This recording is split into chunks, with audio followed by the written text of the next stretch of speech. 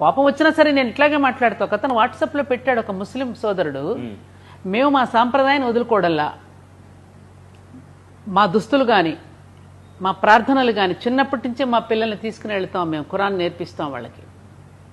ఇప్పుడు మీ పిల్లలకి మీరు భగవద్గీత బోధిస్తున్నారా? సాంప్రదాయాన్ని నేర్పిస్తున్నారా? మీ దుస్తుల్లో మీరు సాంప్రదాయాన్ని పాటిస్తున్నారా? మీ గాజులు మీరు వేసుకోవట్లే, మీ బొట్టు మీరు పెట్టుకోవటల్లా, మీ డ్రెస్సు మీరు వేసుకోవటల్లా, మీ భగవద్గీత మీరు పట్టించడం, మమ్మల్ని వాడు ఏడుస్తారు ఎందుకు మీరు అని అడిగాడు. ఆన్సర్ ఉందా? ఆన్సర్ ఉందా? ఎంతవరకు మనం ఏం చేస్తున్నాం?